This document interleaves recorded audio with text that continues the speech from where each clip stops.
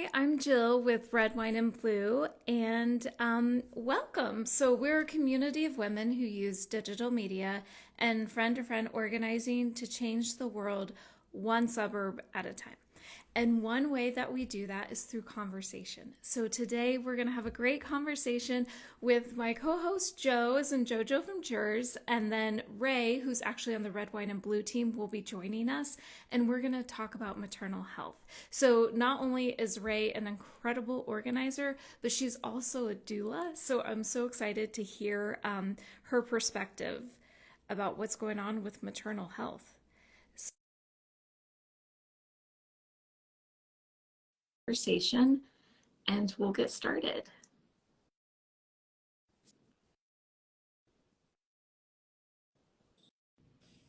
There's Ray. Hey, Ray. Hi. Got a little And glare. Joe. Yay. Okay. We Hi. are getting better at this. By we, I mean me. Adding everybody pretty seamlessly. So I'm very excited about that. Joe, Ray, thank you so much. I think we just missed, I think the month of May, Ray, you might know, was Maternal Mental Health Month. And we just missed that by a few days. But I mean, really, that's something we should be talking about all the time. So I don't know. It's not like we only have to talk about it, in Right. May. But yeah, let's just get started. My first question, just to get us going, Ray, because I am so curious about this, the fact that you're a doula. Can you just tell us what that is and how you got into that kind of work? Yes, absolutely. Well, thank you all for having me once again. And of course, many of the topics we talk about, all the topics we talk about are so timely every day of the year. And so regardless of if we missed a month or a week of something, we should recognize mothers, maternal care and mental health every day. Mm-hmm. So thanks so much. But I am a doula. And so essentially what that is, I'm trained and experienced in providing continuous emotional, physical, and informational support to mothers during their pregnancies and even postpartum.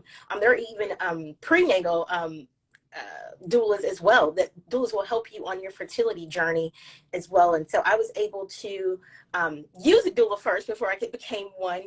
Back in 2020 during the pandemic, I was pregnant with my daughter. And of course, as you know, being pregnant is already a very complicated experience. And so I'd known about the work of doulas for many years, but I was like, I need a support professional to help me through this. I have a very caring partner, but neither one of us are medical professionals.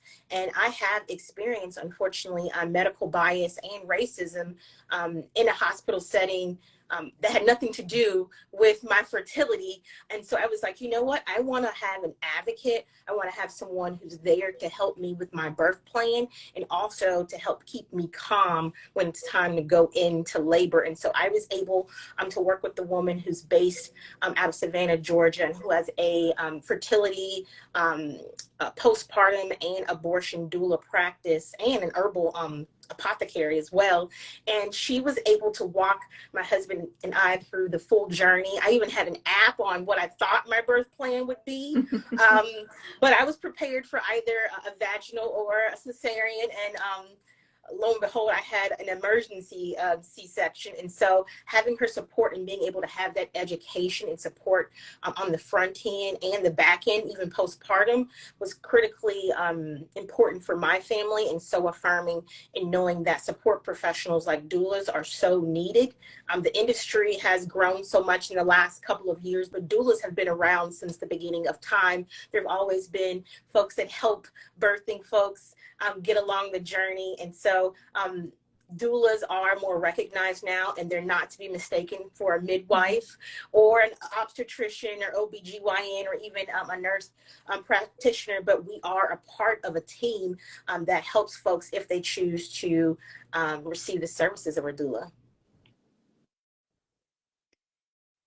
That's so interesting to me. My kids are 10 and 13, and with my son who's 13, obviously it's my first, and I had a bazillion questions, like, so, as all first-time moms do, I think. But I mean, I ended up actually leaving my first practice because I didn't feel like they were, like, I had a question about my ankles being swollen, right? Like, I had never been pregnant. You know, I never carried a baby to term. I had had miscarriages, but I'd never been pregnant really before to that extent.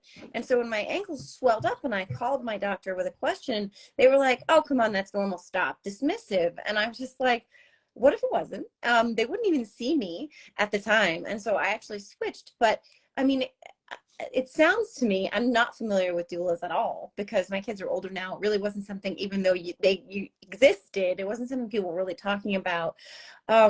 So I feel like I get the sense that a doula, along with all the other things, but like you're there for those kinds, not just that kind of question, but any and all kinds of questions that come up that maybe a service, provider might not be, or a healthcare provider might not be able to answer in real time, but you can. I feel like that's incredibly important to the welfare of both mother and child. Absolutely. And I think, something that really resonated with me when I was going through my process is that, like, I had an extra friend, even though it was completely virtual, because during the pandemic, I wasn't able to see her in person. My husband wasn't even able to come to doctor's appointments with me. The first time that he was able to actually be in a doctor's appointment was when we were in the delivery room. And so we did everything FaceTime. He was not able to come. We could only have one person. Of course, everybody was masked, and I even had to be tested for COVID, of course, before birth, and he had to too, but he had to still be masked. I was able to not have to wear a mask while I birthed, but everyone else was. And so I think that I'm immensely grateful for that experience, and it propelled me last year to become a doula and to go through even a virtual training with other women in community, or folks who are just interested in birthing. It wasn't just all women, to learn the educational aspects of the different medical terms, what to do. Even though we're not medical professionals, we can help our clients think about, like, oh, perhaps you should ask about this. Like, if you're spotting this means this, ask them about this, or to go to an appointment with them. Like, now I'm able to go to appointments with clients. And so it's really a support person, someone on your team, in your community, that can guide you along the journey, but it's focused on making sure that you are educated, and that you are calm, and that you are supported through this very life-changing experience. And that's just the thing, all three of us are mothers, is that pregnancy is a physical toll for certain, pregnancy and giving birth. But then I don't think there's enough talk about the mental toll that it takes on. And, looking back, and for me, I have two kids, and my first child, the pregnancy was pretty easy for me. The birth, my birth, it didn't go quite to plan. I had a birth plan, and that went out the window Right. when I was in so much back pain and stuff. But anyway, and then having the baby, like, I felt like she was a pretty easy infant. So when the second one came along, I was like, I got this. And I felt like my husband was like, we know what to do. And he didn't come to the appointments. I feel like he was less supportive with the second one, just because he's like, been there, done that. But it was so different. And it took a completely different mental toll on me, raising a toddler and then being pregnant. And then it was just a completely different experience. And I feel like if, as moms and parents, we can talk more openly about that, it can make people feel less alone, that every experience is different and every experience is valid. So I just curious on either one of you, your thoughts on that kind of thing. You go ahead, Ray. I want absolutely. to comment on that after you go first. There is a short film that just came out on Netflix called Weathering. And so I don't know if you've heard of the medical term of weathering. We always think about weathering like, oh, it's going to storm today, or there's a tornado, or there's a flood, or even what's happening in New York, there's smog. But you can be weathered as a human being.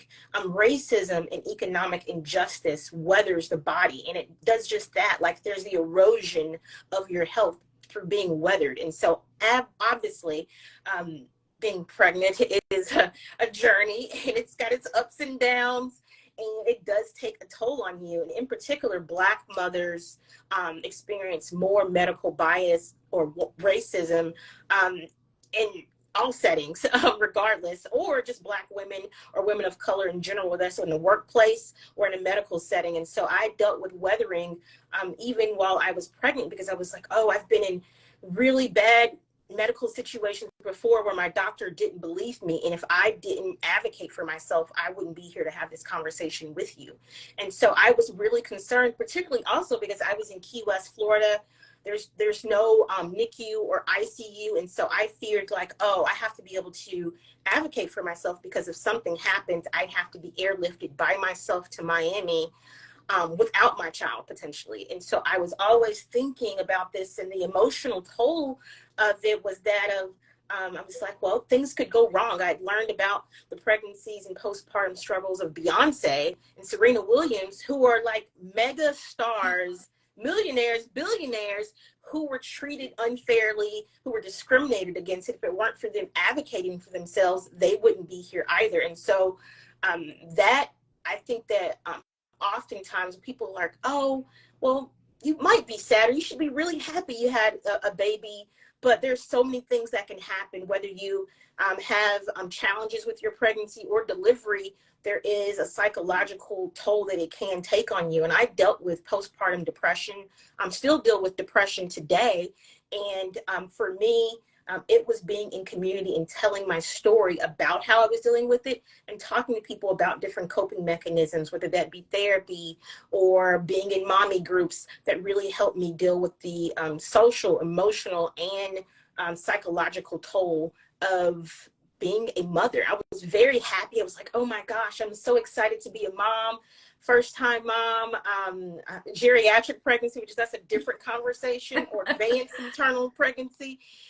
But all in all, even being told when I first found out I was pregnant, they were like, oh, you're 35, you're high risk. And I was like, well, I don't have any pre-existing conditions or anything, but being told over and over, you're old, having a baby, was very demoralizing in some ways. I'm like, I'm not old. This is just how it happened in my journey. And so I think so often there are so many factors that go into the guilt, or even shame, or even isolation, because we're like, oh, everybody's been birthed. So we feel maybe kind of reluctant to share some of the sadness or grief we're going through, because we're like, well, everybody else went through it, but people need to talk about specifically what they went through and how they got through it. Yeah, I think going back to, you said the word shame, I think that is so important, and that surrounds so many of these conversations related to pregnancy, related to losses of pregnancy. I mean, I learned that was true of miscarriages when, no one had ever told me that they had a miscarriage. But when I had my first and I talked to someone, finally, they were like, oh, me too. And then everyone I talked to said, me too. I've had 2, 3. My aunt had 3. My mom had 2. And it was like, well, why aren't we having these conversations? Why is there this like shame attached? And the idea that the doula is becoming more prevalent, and more accepted in terms of as an assistant, like not as an assistant, but as an assist to the mother. Like, I think that that's a great trend, because it's showing that like these are conversations that not only should we be having, but we should be encouraging having, because there's all the fear and trepidation before the pregnancy. There is what happens after, and that is definitely a conversation that I don't think women have often enough, because there's this idea that these beautiful bundles of joy, which they are, come home and it's just bliss, and we're supposed to be just blissfully happy all the time. And yeah, that is definitely true to some extent, but it isn't always true for people. But there's also like there's depression, like you said. There's also fear. There's all sorts of things, layers and layers of emotions that come with it. And then there's guilt attached to all those emotions, because we're not supposed to be feeling them. But I just think it's so important to have those conversations, because we all, like Jill said, I mean, each baby is different. You know, and when they handed me my daughter who came second, I mean, I was like, whoa, she doesn't look like my son.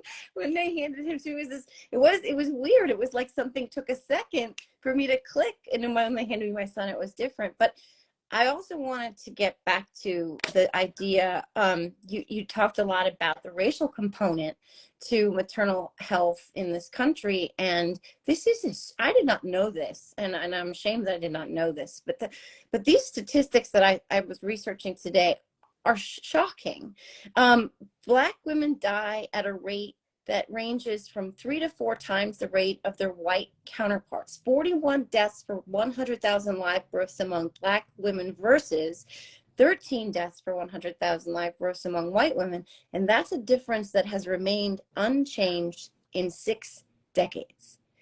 So I was blown away by this. Obviously, I want to talk about it. So what's going on that there are, I mean, we've talked a little bit about medical bias and medical racism. And I think that there's just been this notion, I feel like this is, we get back in our history hat, that's been going on since the inception of this country, that have viewed Black women in particular as less than, but somehow stronger than white women. And so I think that when it comes to preventative care, that a patient is receiving from their medical practitioner, they're not necessarily given all of the options of how to prevent things. Or even when you were just talking about how perhaps you may have had gestational diabetes with your ankle swelling. They may have just dismissed that, like they dismissed you. But for a Black woman in particular, if you don't have a caring practitioner, they will continue to dismiss it, and you could potentially die before or after childbirth. And so I think that there are a number of opportunities for us to continue to bring awareness about the need to, first and foremost, make sure that medical students and anybody in the medical profession is getting that bedside manner and treating all patients with equality and exhausting all resources to make sure they're preventing certain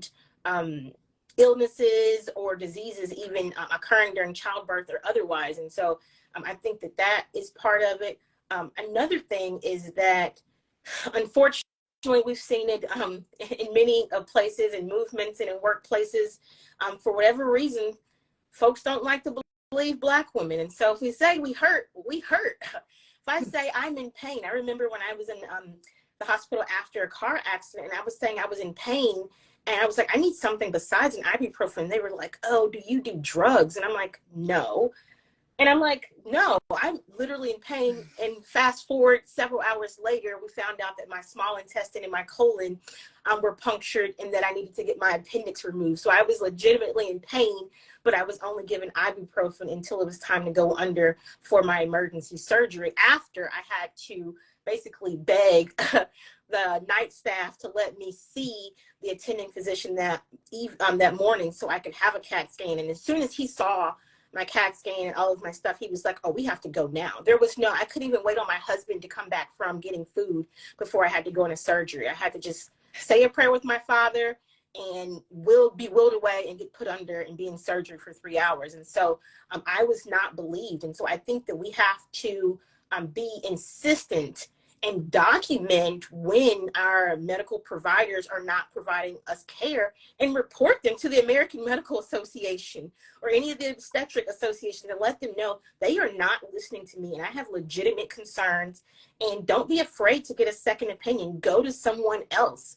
There are a number of networks that have formulated in the last decade at least, that are mom support groups, and find out referrals to really great practitioners who can help. That's how I found my first doctor when I first found out I was pregnant in Virginia. But in Key West, since it's such a small island, I had to get the first doctor I could get. I mean, he was amazing.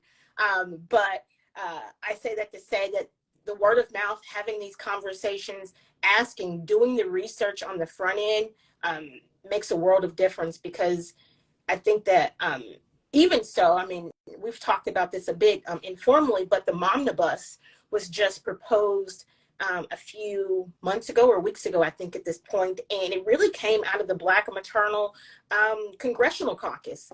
There were a series of 13 bills that really addressed the disparities that exist for mothers of all identities, but in particular Black and mothers that have economic insecurity, and making sure that there are protections in place and laws in place to ensure that providers provide consistent care to their patients regardless of their identity. And so with the Momnibus, it will be hugely impactful in making sure that there are new laws and protections in place so that providers can't be dismissive of patients no matter what they're in the a medical setting for.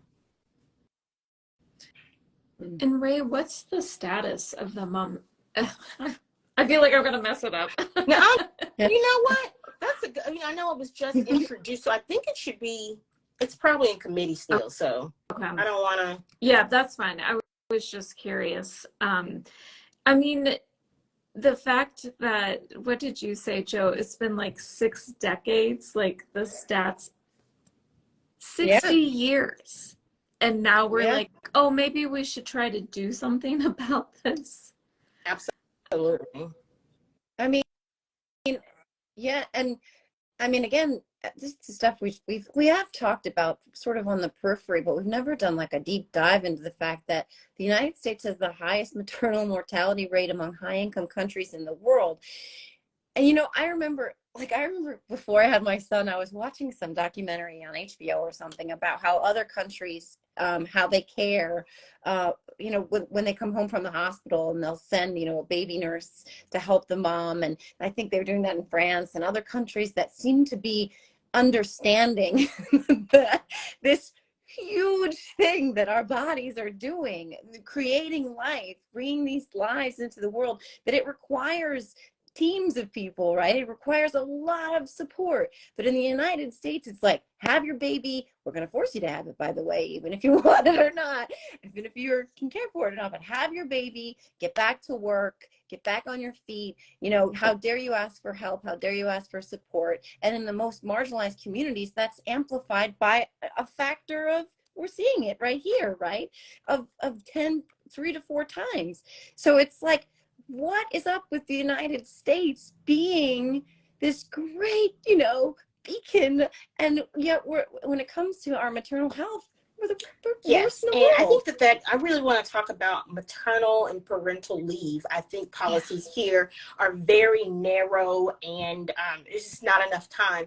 I had the privilege and was fortunate to take about 4 weeks off of my time before I gave birth. And so that is usually unheard of. I know folks who go into labor at work who are literally, I remember my sister was in labor and was sending emails from her hospital bed. And I was like, I don't want that to be me.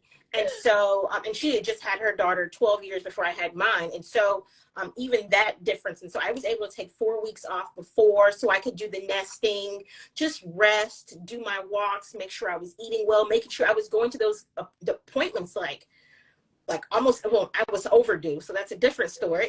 But I was going to the doctor almost every day towards the last week or two. And so folks need time for that. So and then after the fact, I had about 4.5 months of parental leave that was fully paid.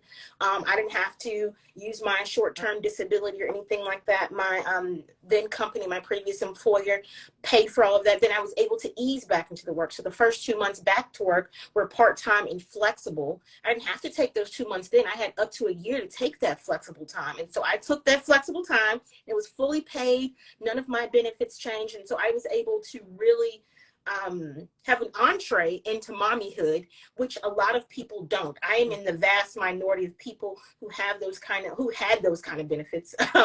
And so I think that when we think about the other countries, I think about Germany and Sweden, when you're able to take off, you know, whenever, like after 6 months of being pregnant, and then you have a year off and you have perhaps a doula at home, or someone who will come and do laundry. You might have someone who'll, you know, do the baby walks or the things with you. And so those countries build in a community around parents to make sure that they have the support and services to ease into being a parent or a parent of another child or multiple children. And so here in America, because of capitalism, and I believe because of the medical industrial complex and the hold that our pharmaceutical company has on our elected representatives and our government, that is why we see maternal mortality be so high in such an industrialized and resourceful and rich countries, because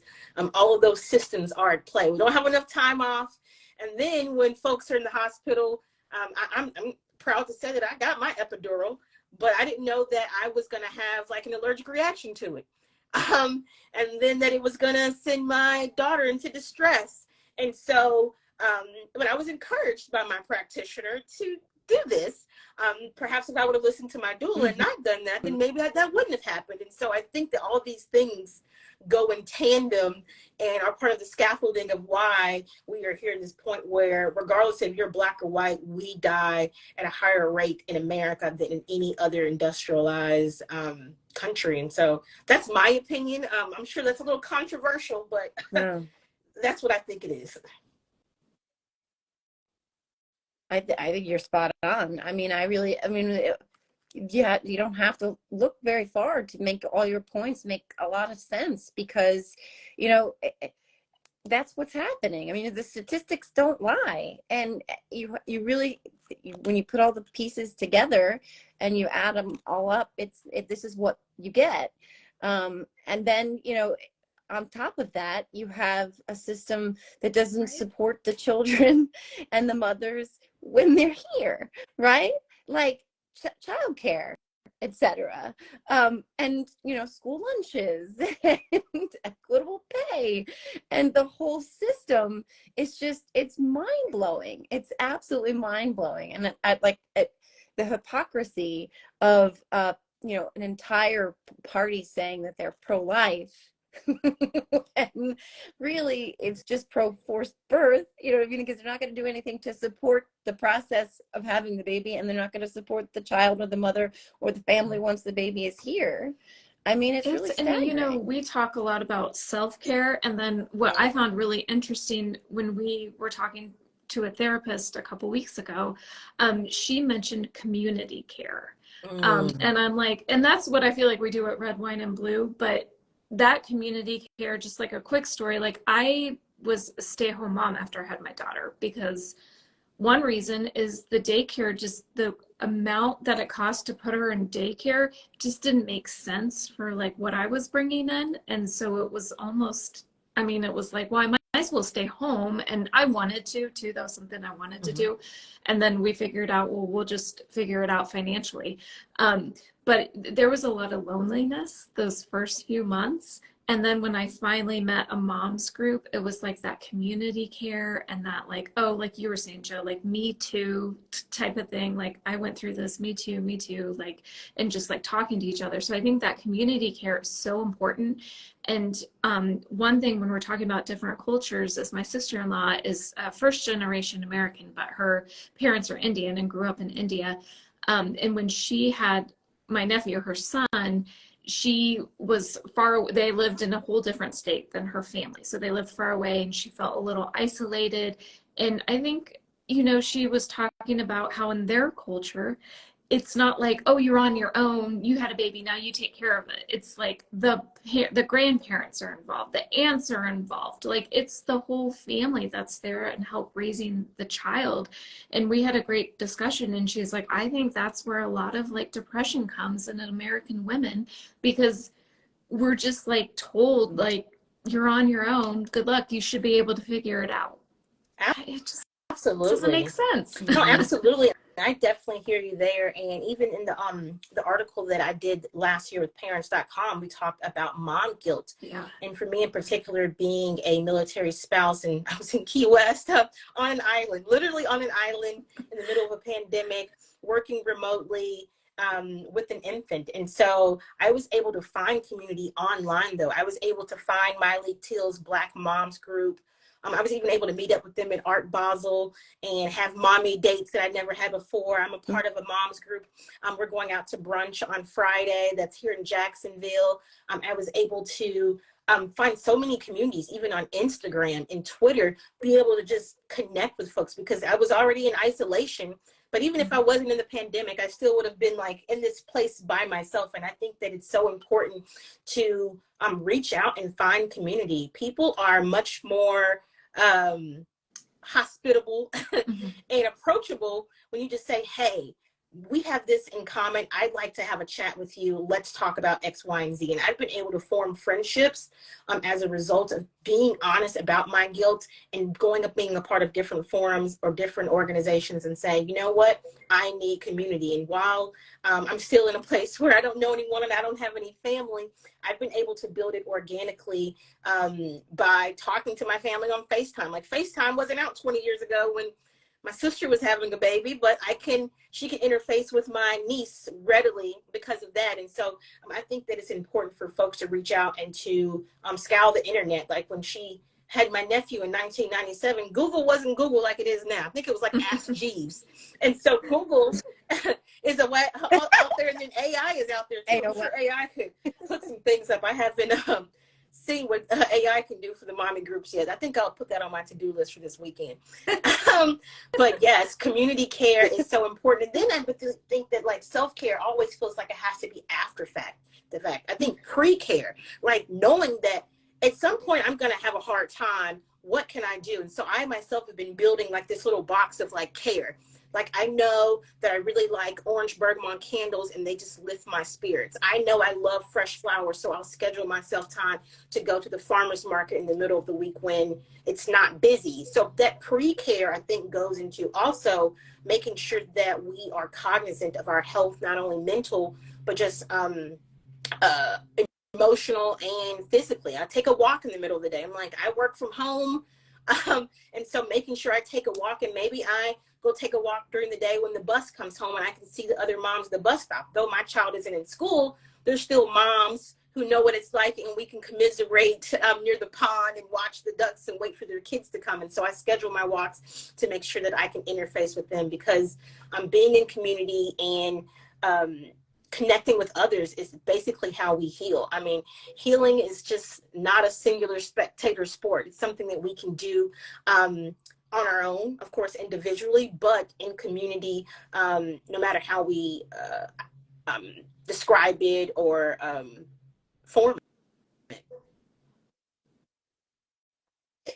That's one of the things that I love so much about Red, Wine, and Blue, and about having, I don't know if I found Red, Wine, and Blue or if it found me, but whatever it was, which came first, the chicken or the egg, we found each other.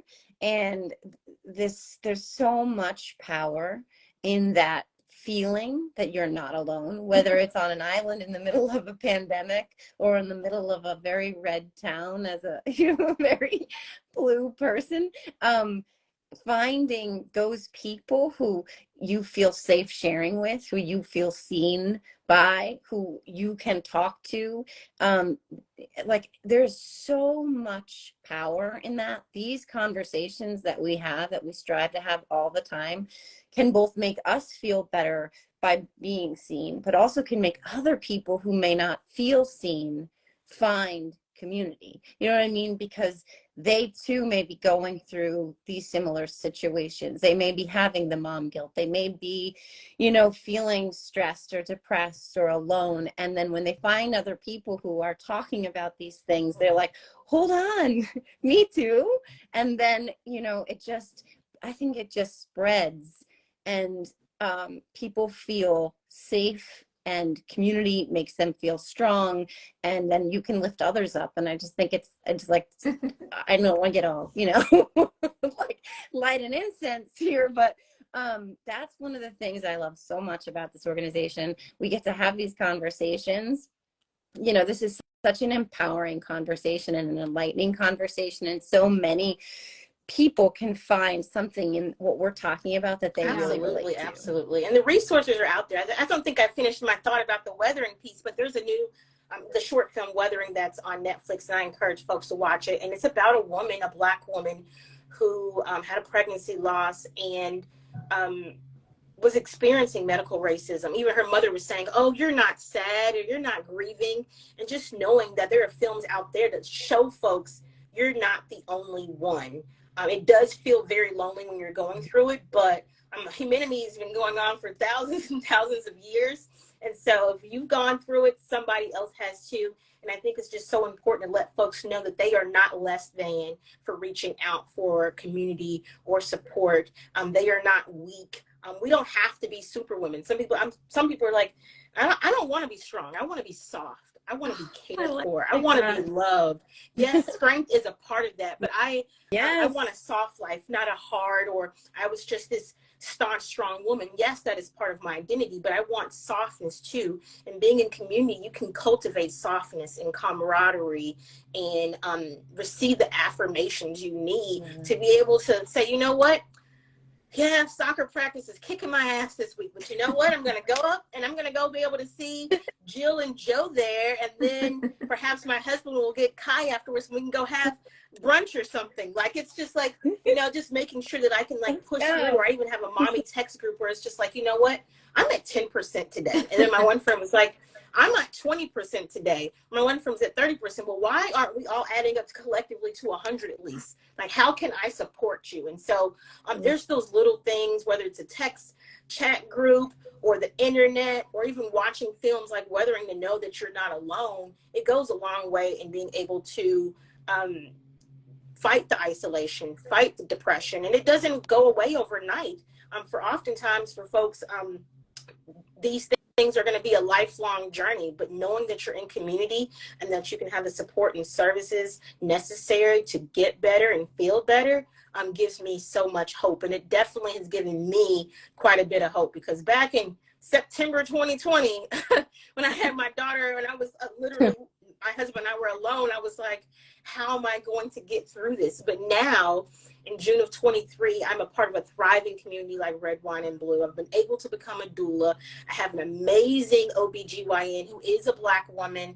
And I have other practitioners of other identities who understand that my identity has had me discriminated against, but they are passionate about providing excellent care for all their patients. And I've made sure I vetted them to make sure. And so I just want folks to know that maternal healthcare and mental care is something that we should all be investing in. There are a number of organizations like Sister Song and the Black Women's Health Imperative and the National Black Doula Association or Mama Glow. There are so many resources out there to educate yourself on statistics, but also to take action, to encourage your representatives to support the Momnibus or any sort of state legislation. There are even stuff happening at the local level. Even my husband's in the military. TRICARE is now accepting doulas. Before, doulas, you usually have to pay them out of pocket. Some insurance providers are now covering doulas for care as well. So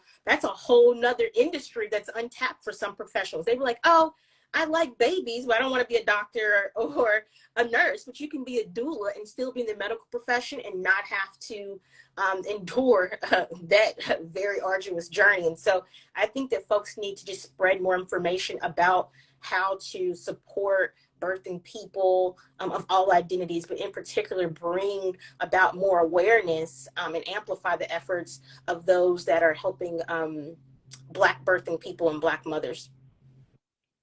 Yeah. Wow. Well, I feel like we could do a part 2. I'm like, yeah, I feel like I'll be back. You know, I'll be here. You let me know. I'm like, we're just getting started with this. This is Ray, thank you so much for joining. I'm serious. I think we could probably continue the conversation. Oh, absolutely. We need more voices and more voices. And we should definitely have folks reach out to us, Jill or Joe, or email me at ray@redwine.blue. And we're excited to invite more people in the conversation because birthing is not going away. Yeah, that's true. That's one thing that's going to remain constant. And so I think it's an issue that should be unifying. Unfortunately, it's a dividing issue sometimes, but I think there are some ways in which folks, no matter their political affiliation, can realize like we have to support the rights and services of birthing people because we all were birthed one way or another. You were birthed, no matter the birth story. Yes. This is as nonpartisan as it gets. Yes. Between birthing and mental health, these are conversations. The mental health component of this conversation in particular, like this accompanies everything we do, every work of advocacy, every conversation. That has to go. It's side saddle. You know what I mean? That, or sidecar. That is a huge piece of all of these conversations. And I just think, yes, like Jill said, I think well, we could I'll talk be about back this whenever all the you time. have me. And Yeah. Just working at Red, Wine, and Blue has been hugely impactful for me as well, being able to be a part of a network of mothers.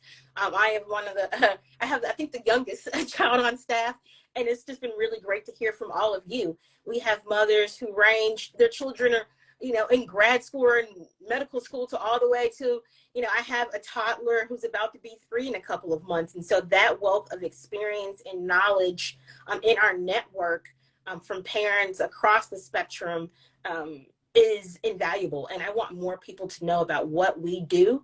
We do a number of things, but supporting birthing people, I know, is one of our hugest priorities. And we do that in so many ways. And so I'm just very thankful for you all for having this platform. And I'll be back when you'll have me. Yeah, that sounds amazing. Thank you so much. And Red, Wine, and Blue, the best way to start to get involved is going to our website, redwine.blue. There's resources, there's events you can join. It's an incredible community, and I'm really happy to be part of it. So Joe, Ray, thank you. I feel like this is to be continued. Okay. So we will definitely be having more conversations like these. Thank you, everybody, for joining, and have a great day. Me too. Bye.